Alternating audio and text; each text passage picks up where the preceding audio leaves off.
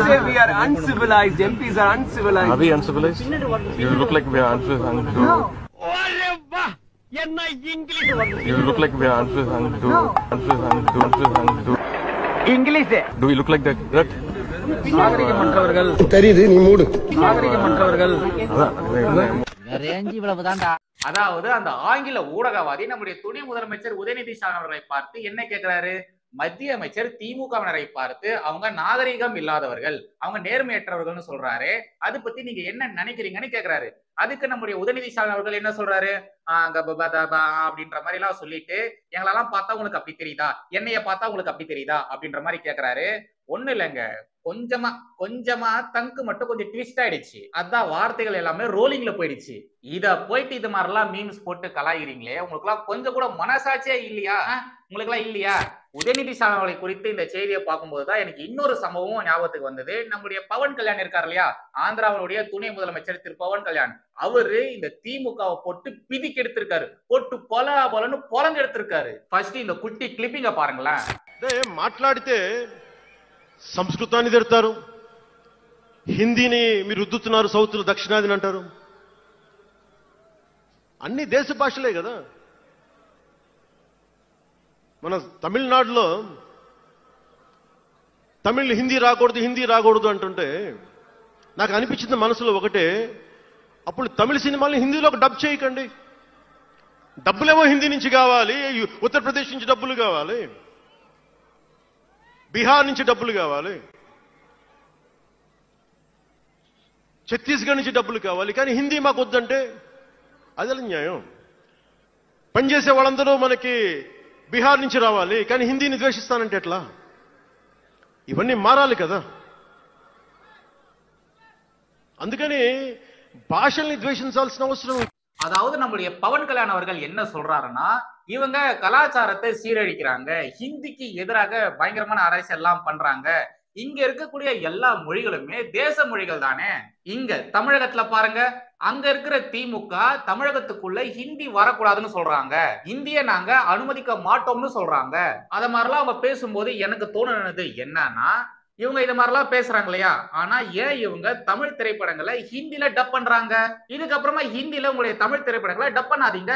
உங்களுக்கு அவங்க கிட்ட இருந்து காசு மட்டும் வேணும், ஹிந்தில டப் பண்ணி அது மூலமா வரக்கூடிய காசு மட்டும் உங்களுக்கு வேணும். உத்தரப்பிரதேசத்துல இருந்து வரக்கூடிய காசு எல்லாம் உங்களுக்கு வேணும், பீகார்ல இருந்து சத்தீஸ்கர்ல இருந்து வரக்கூடிய காசு எல்லாம் உங்களுக்கு வேணும்.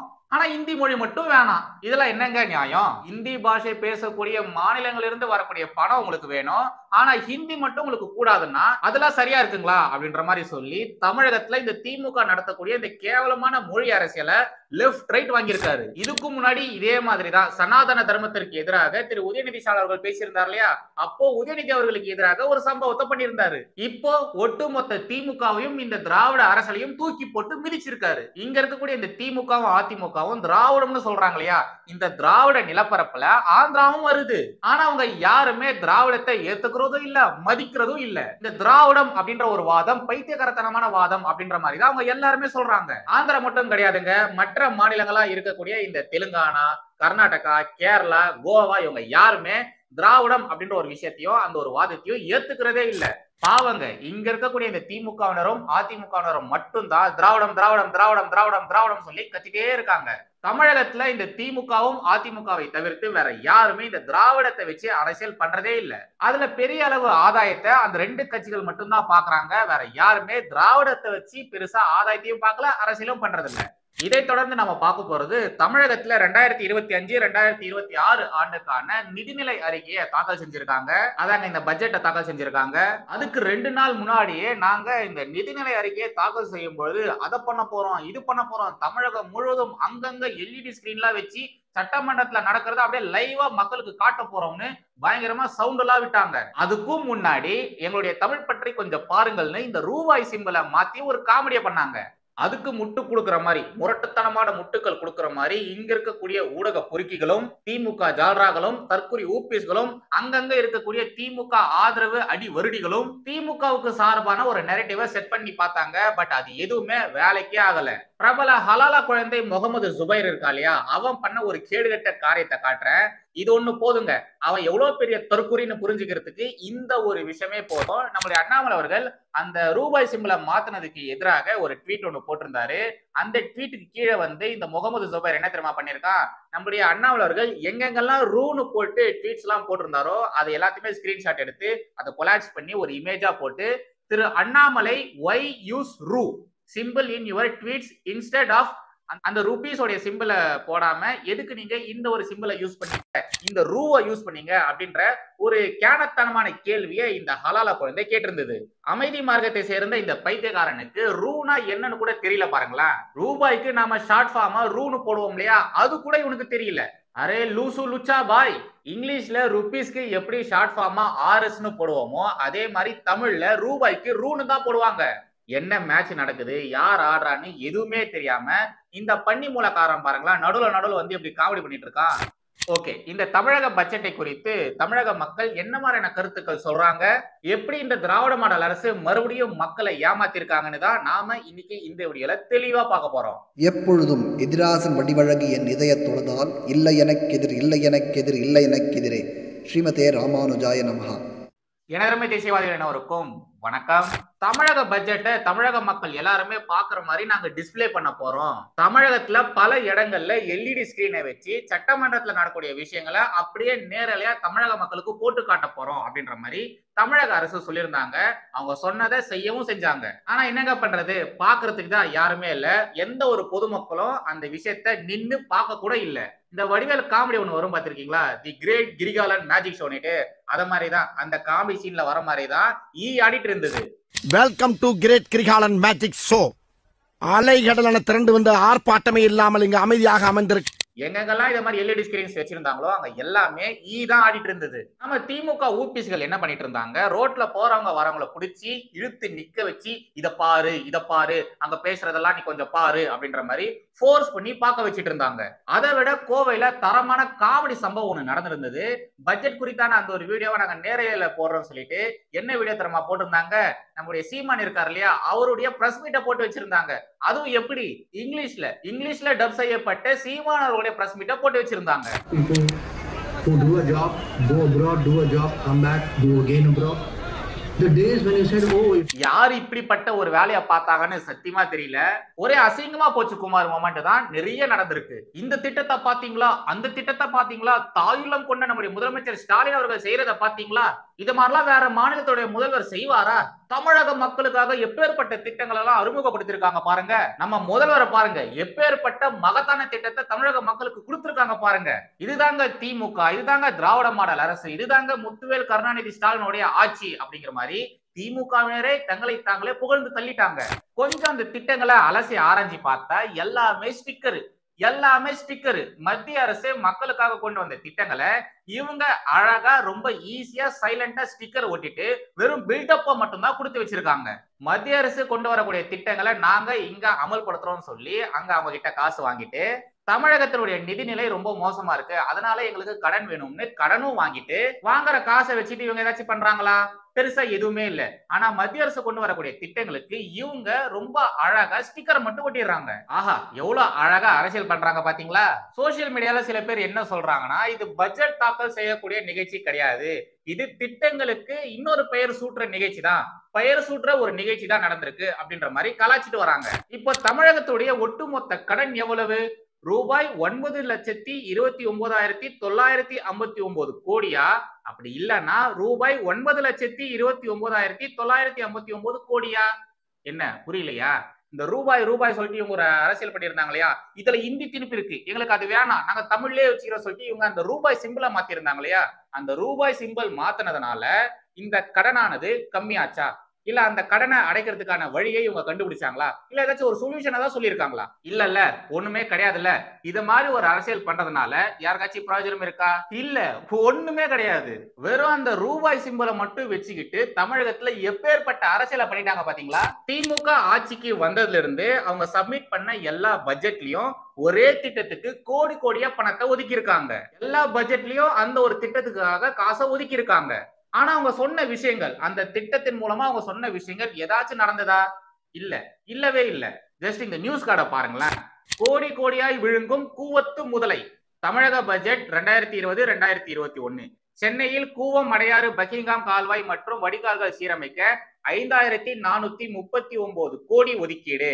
அதுக்கப்புறமா தூய்மை, அடையாறு ஆற்று 44 கிலோமீட்டர் தூரத்திற்கு தூய்மைப்படுத்தும் திட்டம், கரைகளில் பூங்கா மற்றும் பொழுதுபோக்கு மையங்கள் தனியார் பங்களிப்புடன் அமைக்கப்படும்.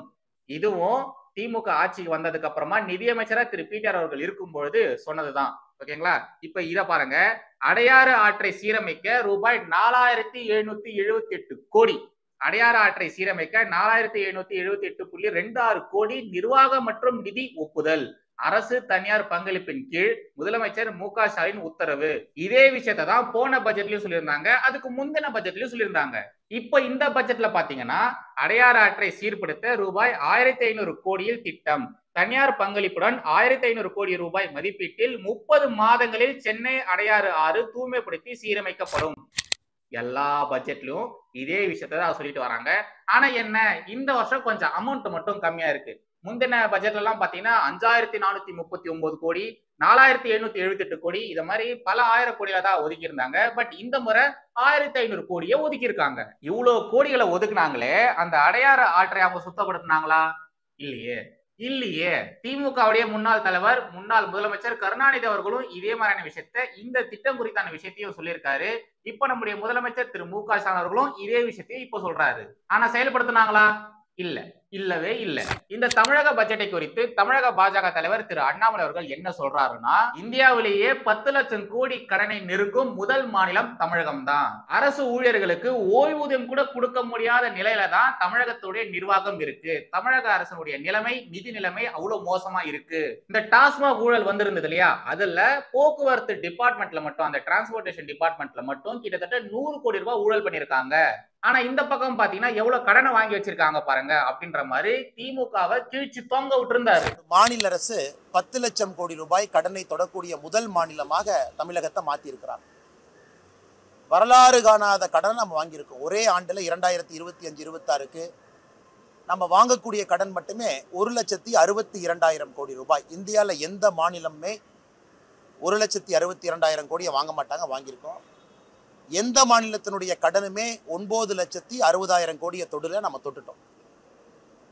சரி, வாங்கியிருக்கக்கூடிய கடனை எதற்காக பயன்படுத்தி இருக்கிறோம், நல்லதுக்காக பயன்படுத்தி இருக்கோம்னு பார்த்தீங்கன்னா, நம்முடைய மாநிலத்தில் ரெவென்யூ டிஃபிசிட், அதாவது வரக்கூடிய வருவாய், மாநில அரசு சொந்தமாக டாக்ஸ் ரெவென்யூ, நான் டாக்ஸ் ரெவென்யூ, மத்திய அரசு கொடுக்கக்கூடிய சென்ட்ரல் பூல் டிவிசபிள் டாக்ஸ், மத்திய அரசு கொடுக்கக்கூடிய கிராண்ட் இன் எய்ட், இதெல்லாம் நம்ம ரெவென்யூக்கு வரக்கூடிய ஒரு பகுதி.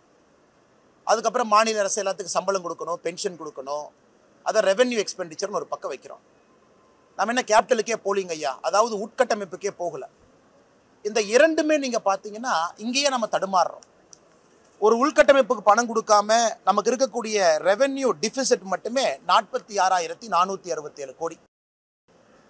அங்கேயே நம்மளால பேலன்ஸ் பண்ண முடியல. நம்மளால் சம்பாதிக்கக்கூடிய பணமும் நமக்கு வரக்கூடிய பணமும் நாம ரெவென்யூ எக்ஸ்பெண்டிச்சரா நம்ம கொடுக்கக்கூடிய சம்பளம், பென்ஷன், வாங்கின கடனை கட்டுறதெல்லாம் பாத்தீங்கன்னா அங்கேயே முடியல.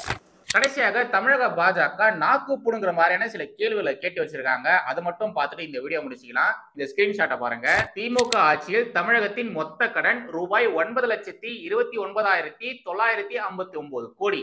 வழக்கம் போல கழக கண்மணிகளின் ஒரு நாள் கரகோஷத்துக்காக வெற்று விளம்பர அறிவிப்புகள் நிரம்பிய பட்ஜெட்டை வெளியிட்டு தனது ஆண்டொரு நாள் கடமையை நிறைவு செய்திருக்கிறார் தமிழக நிதியமைச்சர் திரு தங்கம் தென்னரசு.